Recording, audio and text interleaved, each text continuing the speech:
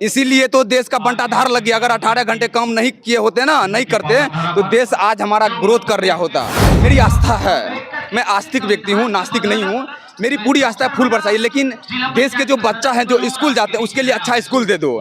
युवा जो रोजगार के लिए रोड पे उतरते हैं उसको रोजगार दे दो। उस पर लाठी क्यों देते हो यार? रोजी रोटी, कपड़ा, मकान, शिक्षा, स्वास्थ्य, बिजली, पानी, सड़क, ये देश की मूल समस्या। इस पे कोई नेता काम नहीं कर रहा है। जिस दिन वो राजनीति से अपने आप को अलग कर लेता है, उसी दिन कम काबिल व्यक्ति को, असक्षम व्यक्ति को, जो मूर्ख व्यक्ति होता है, उसे एक मौका मिल जाता है राजनीति के सत्ता के शीर्ष पर पहुंच के शासन करने का। इस तरीपार को लात मार के सत्ता से उतार देंगे, उस दिन कोई ईवीएम काम नहीं करेगा। जनता का दिमाग हैक कर रखा है, ऐसा कुछ भी नहीं है। बीजेपी के 3 जमाई हैं, IT, ED और CBI। अरे चाणक्य दिमाग से कम करता है, दलालगिरी नहीं करता है। आप जिसे अमित शाह को चाणक्य बोलते हुए, चाणक्य नहीं है, गुंडा है। इनको प्रधानमंत्री बनना था तो अपने आप को OBC घोषित किए कि मैं OBC हूँ। बहुजन मुद्दों पर लगातार बोलने वाले नीरज देव भारती हमारे साथ मौजूद हैं।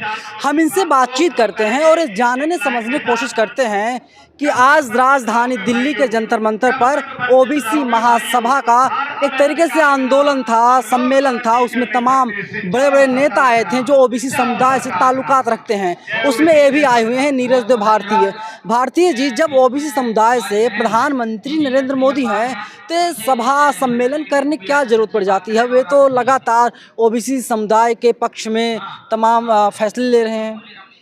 सबसे बड़ी बात है कि नरेंद्र मोदी जी OBC कब से हैं? सवाल है ना, जन्म से है ना? नहीं, मैं बताता हूँ ना। नरेंद्र मोदी जी जब गुजरात के मुख्यमंत्री थे तब तक वो OBC नहीं थे। 2000 अपने OBC प्रधान मुख्यमंत्री बनने से पहले वो OBC नहीं थे। जब मुख्यमंत्री बन गए, इनको प्रधानमंत्री बनना था तो अपने आप को OBC घोषित किए कि मैं OBC हूँ। एक बुक है भारत के सेवा मोदी में, उसमें बाकायदा लिखा हुआ है कि ये कब से मुख्यमंत्री अपने आप को मुख्यमंत्री रहते हुए OBC कैटेगरी में डाले हैं। और 2014 में जब आप चुनाव हुआ था, प्रधानमंत्री का अपने को कैंडिडेट घोषित किए थे। पूरे देश में ये डंका बजा रहे थे कि मैं OBC का बेटा हूँ, मैं OBC समाज से आता हूँ। उससे पहले वो OBC नहीं थे। क्या थे बताइए? OBC नहीं थे, ये जनरल कैटेगरी में आते हैं। OBC का वोट लेने के लिए, OBC सबसे बड़ी आबादी हमारे देश की है, OBC का दिल जीतने के लिए, OBC समाज को अपने आप को दिखाने के लिए अपने आप को OBC घोषित किए। OBC नहीं है। यदि OBC की इतनी ही चिंता है तो OBC का जनगणना करा लो ना। OBC का जनगणना कराओ ना, कितना OBC है और OBC कितना हर क्षेत्र में है।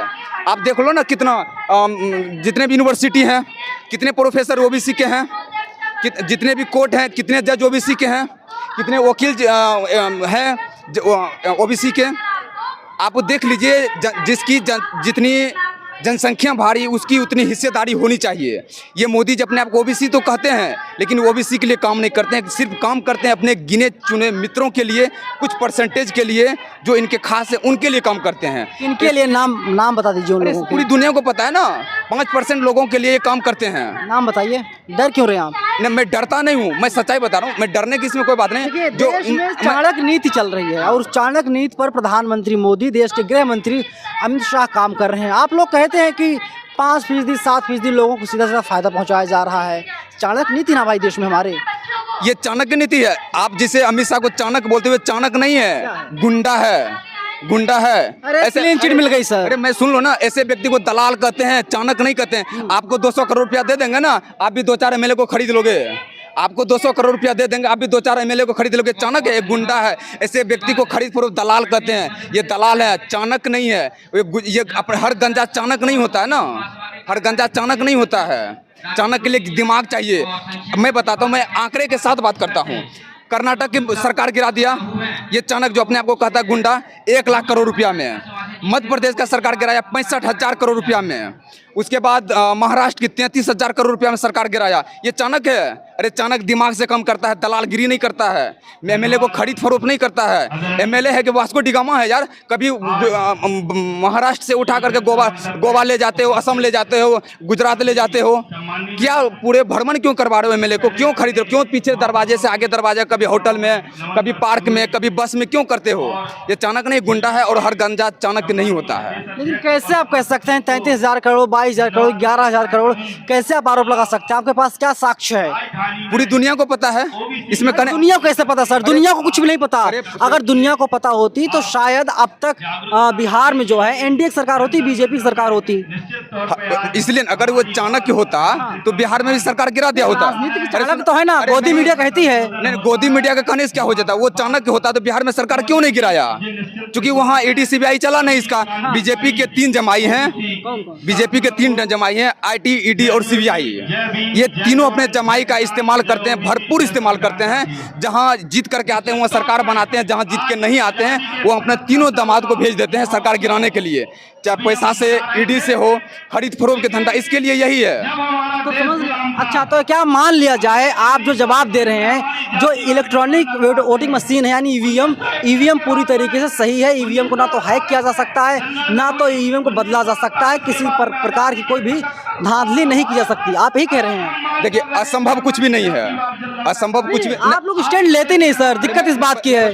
असंभव कुछ भी नहीं है, ईवीएम भी हैक हो सकता है, कुछ भी हो सकता है। सुप्रीम कोर्ट खुला चैलेंज कर रहा सर, आइए हैक कीजिए। नहीं, मैं कर रहा हूँ, ईवीएम हैक हो सकता है, बट ये जानना पड़ेगा ईवीएम हैक होने से ज़्यादा भाजपा वाले ने जनता का दिमाग हैक कर रखा है, जनता का दिमाग हैक कर रखा है। जिस दिन हमारे देश की जनता पूरी तरह जागरूक हो जाएगी, इस तरीपार को लात मार के सत्ता से उतार देंगे, उस दिन कोई ईवीएम काम नहीं करेगा। जनता का दिमाग हैक कर रखा है, ऐसा कुछ भी नहीं है। दारू और मुर्गे पर जा करके वोट दोगे तो यही हाल होगा ना। आप कैसे जनता के दिमाग में जो अच्छी उपज है, ज्ञान कैसे डालोगे आप? बड़ा सवाल तो ही खड़ा होता है। रात में दारू ले लेते हैं, मुर्गा खा लेते हैं, सुबह जाते हैं मतदान करके चले जाते हैं बीजेपी के पक्ष में। देखिए, इसके लिए मैं पूरी देश की जनता से एक अपील करना चाहता हूं, यदि आप अच्छे भविष्य चाहते हैं अपने लिए, अपने बच्चे के लिए, तो आपको सबसे पहले अच्छे कैंडिडेट को चुनना होगा। किसी भी समाज को बर्बाद करने में सबसे बड़ा योगदान उस समाज के पढ़े लिखे युवा बुद्धिजीवी वर्ग का होता है, जो ये कहता है कि मुझे राजनीति से नफरत है और ये कहकर अपने आप को राजनीति से अलग कर लेता है। जिस दिन वो राजनीति से अपने आप को अलग कर लेता है, उसी दिन कम काबिल व्यक्ति को, असक्षम व्यक्ति को, जो मूर्ख व्यक्ति होता है, उसे एक मौका मिल जाता है राजनीति के सत्ता के शीर्ष पर पहुंच के शासन करने का। हमें देश के युवा को समझना पड़ेगा, हमें काबिल व्यक्ति को, सक्षम व्यक्ति को चुनना पड़ेगा और अपने आप को राजनीति से दूर रखना ये समाज के लिए नुकसानदायक है। चलिए आप ही बता दीजिए, वो काबिल आदमी कौन सा है जो प्रधानमंत्री नरेंद्र मोदी का विकल्प बन सकता है 2024 में? क्योंकि 24 में चुनाव होगा लोकसभा का और इसके बाद वही तय करेगा कि देश की जनता का भविष्य क्या होगा।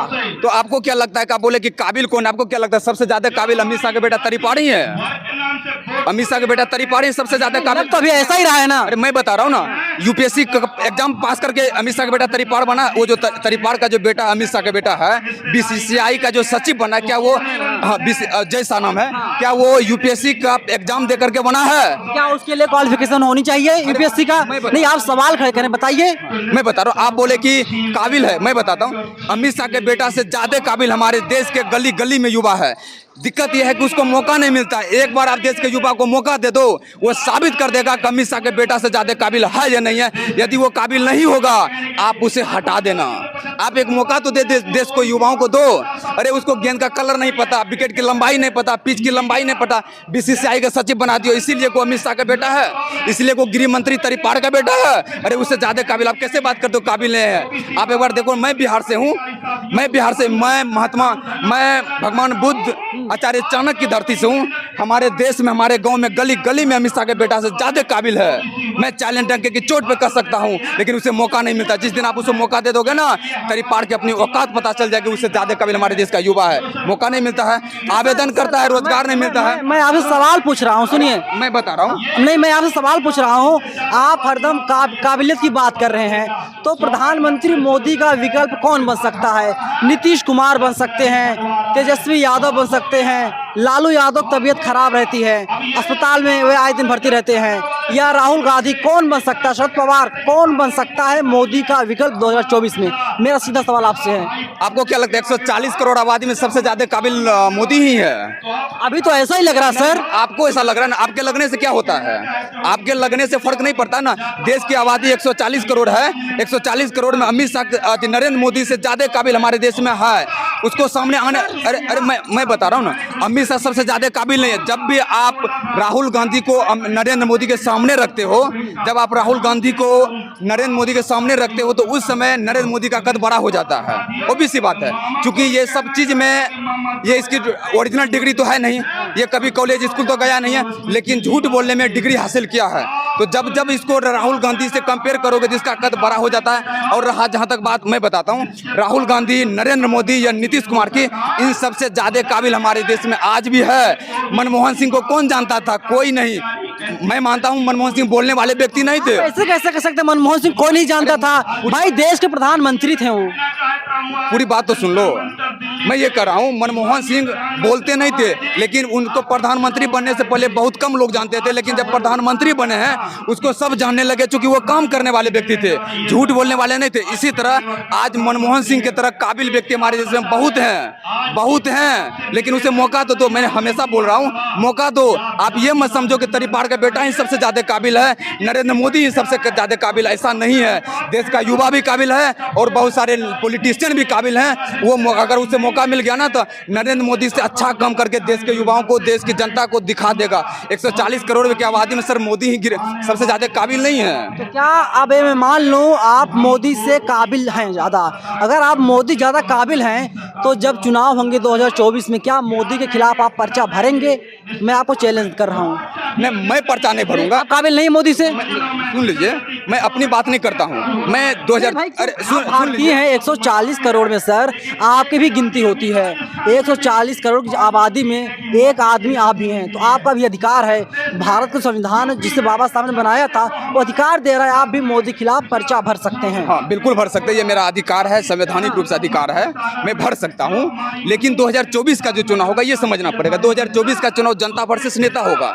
अब जनता वर्सेस नेता कैसे होगा वो मैं बता देता हूँ। आज देश में जितने भी पॉलिटिशियन हैं ये एक तरफ आ जाएंगे नेता, और देश की जनता, पूरी जनता जो साधारण व्यक्ति आपके तरह मेरे तरह है, ये आवाम है, इनके तरह देश की जनता एक तरफ आ जाएगी। श्रीलंका में क्या हुआ? सभी नेता को दौरा दौरा के पीटा गया। कौन पीटने वाला कौन था? देश की जनता। श्रीलंका की जनता नेताओं को दौरा दौरा के पीटा गया ना। 24 में यही हाल होगा। नरेंद्र मोदी, भाजपा हो या जितने भी नेता हो, सबको दौरा दौरा के पीटा जाएगा। उस जनता में से कोई व्यक्ति काबिल हो निकलेंगे बाहर और वो प्रधानमंत्री के गद्दी तक पहुंचेंगे। मैं नहीं कहता हूं कि मैं मोदी को टक्कर दूंगा, देश की जनता टक्कर देगी, देश की जनता जिसे चुन करके भेज देगी, हो जाएगा। लेकिन ये बात सत्य है, 2024 में सभी नेताओं को कूटे जाएंगे, क्योंकि जनता आज अगर गरीब है ना, इन नेताओं की वजह से गरीब है। आप दिमाग से निकाल दीजिए कि आपकी किस्मत खराब है, आपका भगवान खराब है, आपको भगवान ने गरीब बना कर रखा है, आपकी किस्मत खराब है, ये दिमाग से निकाल दीजिए। इन नेताओं की वजह से आप गरीब हैं। इन नेताओं की वजह से आज 75 साल तक आज आप जितने गरीब थे उससे ज्यादा गरीब हो गए हैं। ऐसी बातें कर रहे हो, लग रहा है कि भारत में जो मंदिर मस्जिद का मुद्दा है वो कोई मुद्दा है ही नहीं। मुद्दा नहीं मानते आप क्या राम मंदिर, बाबरी मस्जिद को? लोग तो उसी पर रोड करते हैं। हिंदू मुसलमान होता है, सर्जिकल स्ट्राइक हो जाएगी इस बार। फिर जनता कहेगी भैया जो बीजेपी वाले हैं, मोदी जी हैं, अमित शाह जी हैं, ये तो राष्ट्रभक्त हैं और देशद्रोही, हम क्यों वोट करें? राहुल गांधी बना दिया जाए पप्पू, राहुल गांधी देशद्रोही हैं। देखिए मंदिर मस्जिद के जहाँ तक बात है, मंदिर मस्जिद से किसको पेट भरता है? सबका पेट भर रहा है। अरे किसका पेट भरा ना? मेरा पेट तो नहीं भरा, आपका भी नहीं भरा। यहाँ जितने भी व्यक्ति जंतर मंतर पे लाखों आदमी है, किसी का पेट भरा? जाके पूछे। अगर कोई एक व्यक्ति बोल दे कि मंदिर बनने से, मस्जिद बनने से, गुरुद्वारा बनने से, चर्च बनने से अगर किसी का पेट भर जा रहा है, किसी को रोजगार मिल जा रहा है, तो मैं मान लूंगा। अरे मंदिर बनने से मंदिर बनाओ, ये आस्था का विषय। लेकिन मैं ये कहना चाहता हूँ, मंदिर मस्जिद का मुद्दा जो है वो जो हमारे धर्म के जो ठेकेदार हैं, रोजगार की बात सुन लीजिए पूरी बात, आप उनके ऊपर छोड़ दीजिए ना। मौलवी, मुल्ला, मौलवी, पंडित जो भी हैं उसके ऊपर छोड़ दीजिए को मंदिर मस्जिद बनाए। नेताओं का काम है देश का विकास करना, रोजगार पे कम करना, महंगाई पे कम करना, शिक्षा पे कम करना, स्वास्थ्य पे कम करना। आज देश की जो मुख्य समस्या है, रोजी रोटी, कपड़ा, मकान, शिक्षा, स्वास्थ्य, बिजली, पानी, सड़क, ये देश की मूल समस्या। इस पे कोई नेता काम नहीं कर रहा है। मंदिर मस्जिद का मुद्दा उठा के ला रहा है। अरे मंदिर मस्जिद से किसी का पेट नहीं भरता भैया, वो आस्था का विषय, वो मेरी पर्सनल विषय है। मैं किसको मानूंगा किसको नहीं मानूंगा, मैं किसी नेता के कहने से नहीं मानूंगा ना, ये मेरा पर्सनल विषय है, मेरे ऊपर छोड़ दो। आप क्यों इंटरफेयर करते हो? आप क्यों इंटरफेयर करते हो? आपका देश के जो मुद्दा बोला, देश का युवा जो है रोड पे ठोकर खा रहा ना, 22 करोड़ आबादी आवेदन किया, 5 लाख को आप रोजगार दे दिए हो, बाकी कहाँ गया? सब सब बड़ी विडम्बना है देश में हमारे। जब कोई व्यक्ति कांवड़ यात्रा पर निकलता है उस पर फूलों की बरसात हेलीकॉप्टर्स की जाती है, लेकिन जब कोई युवा सड़क पर आता है, रोजगार मांगता है, उस पर लाठियां बरसाई जाती हैं। यही तो हमारे देश की विडम्बना है। सही कहा आपने। मैं ये नहीं कहता कि जो कमर लेके जा रहे हैं उस पर फूल मत बरसाइए, बरसाइए, बहुत अच्छी बात है। मेरी आस्था है, मैं आस्तिक व्यक्ति हूँ, नास्तिक नहीं हूँ। मेरी पूरी आस्था है, फूल बरसाइए, लेकिन देश के जो बच्चा है जो स्कूल जाते हैं उसके लिए अच्छा स्कूल दे दो। युवा जो रोजगार के लिए रोड पे उतरते हैं उसको रोजगार दे दो। उस पर लाठी क्यों देते हो यार? उसे भी तो फूल दो, उसके ऊपर फूल बरसाओ कि तुम रोजगार की बात करते हो, तो तुम अच्छे व्यक्ति हो, फूल दो ना, वो और खुश होगा, देश की सेवा करेगा। लेकिन हमारे देश की विडम्बना है, जो काम की बात करते हैं उसको लाठी मिलता है और जो नहीं करते हैं उसको फूल बरसाता है। ये दुख की बात है। मेरा आखिरी सवाल यही है, प्रधानमंत्री मोदी दूसरी बार देश के प्रधानमंत्री बने थे और अब जो है कि 24 में चुनाव होगा, यानी मोदी जी लगभग 12 साल तक देश के प्रधानमंत्री रह चुके हैं। 14 से लेकर के 8 साल तक प्रधानमंत्री रह चुके हैं। 24 चुनाव होगा तो मोदी जी को आप कितना नंबर देना चाहेंगे 10 में? काम के विषय में कि झूठ बोलने के विषय में? तय आपको करना है। नहीं, अगर झूठ बोलने में आप बोलेंगे तो मैं 100 में 100 नंबर दूंगा। मैं अपने लाइफ में अभी तक मैं लगभग देश के बहुत सारे राज्यों में घूम चुका हूँ अलग अलग कामों से। मैं मोदी जी जैसा झूठे व्यक्ति, मोदी जी जैसा झूठ बोलने व्यक्ति आज तक मैंने नहीं देखा। मोदी जी को अगर 100 में 100 नंबर मुझे देना होगा, मैं झूठ बोलने में दूंगा। इनके जैसे झूठे, इनके जैसे फेरे भी, इनके जैसे परिधान मंत्री। हमारा बंद करवाओगे क्या ऐसे बोल करके आप? मैं आपको नरेंद्र मोदी को मैं प्रधानमंत्री, परिधान मंत्री मानता हूं, जो दिन भर में 5 बार ड्रेस चेंज करता रहे। इतना तो ड्रेस चेंज हमारे देश की, हमारे घर की महिला बहू बेटियां भी चेंज नहीं करती जितना आप करते हो। दिन भर में 5 ड्रेस चेंज करते हो। ये प्रधानमंत्री है यार, जाके काम करो ना, क्यों ड्रेस चेंज कर रहे हो? 18 घंटे काम कर रहे हैं सर, इसीलिए बहुत मेहनत कर रहे हो देश के लिए। इसीलिए तो देश का बंटाधार लग गया। अगर 18 घंटे काम नहीं किए होते ना, नहीं करते, तो देश आज हमारा ग्रोथ कर रहा होता, हमारा देश आज आगे बढ़ रहा होता। लेकिन 18 घंटे काम करके देश की लंका लगा दिया मोदी जी ने। सब पर देख रहे हैं, रसोई गैस दे दिया गया उज्ज्वला योजना के तहत। तमाम काम मोदी जी ने कर दिया है। गंगा जी साफ हो गई हैं, जो गंगा जी पहले बड़ी गंदी हुआ करती थी। मोदी जी ने तो काम किया है भाई साहब, कहीं ना कहीं। मैं 1 सप्ताह पहले बनारस से आया हूँ। बनारस में मैं 15 दिन रह करके आया हूँ, और वही बनारस जहाँ मोदी जी जाकर ललित घाट पर डुबकी लगाए थे, मैं भी डुबकी लगा के आया हूँ। वो पानी इतनी गंदी है, मेरे पास उसका फोटो है, वीडियो है, मैं आपको दिखा दूंगा। मेरे फेसबुक नीरज देव भारतीय जो मेरा पेज है उस पर मैंने पोस्ट भी किया है, देख लीजिएगा कितना गंदा पानी है। उसी पानी में जाकर नरेंद्र मोदी जी डुबकी लगाए थे। नरेंद्र मोदी जी डुबकी लगाने से पहले करोड़ रुपया का बिस्लेरी पानी वहाँ डाले थे ताकि वो डुबकी लगा सके। लेकिन जो गंगा की बात है, गंगा आज भी वैसी ही गंदी है जैसी गंदी पहले थी। पूरा कचरा हिल रहा है भाई गंगा में, जाके देखिए ना। मैं तो डुबकी लगा के 1 सप्ताह पहले, मुझे पता है ना सच्चाई क्या है। झूठी डंका जितनी बजानी है बजा लो, धरातल पे कुछ भी नहीं है। मोदी जी झूठ बोलने में है, मैं झूठ में बोलने में मोदी जी को 100 में 100 नंबर दूंगा। शुक्रिया आपका। देखिए, एक बहुजन समाज पर लगातार बोलते हैं, इनका नाम नीरज देव भारती है। जहाँ पर भी बहुजन आंदोलन होता है वहाँ पर जाते हैं, अपनी आवाज़ को मुखर करते हैं, और सरकार जो काम कर रही है, सरकार जो सच्चाई है उसको लाने का काम जनता के सामने अलग अलग माध्यमों के जरिए लगातार करते रहते हैं।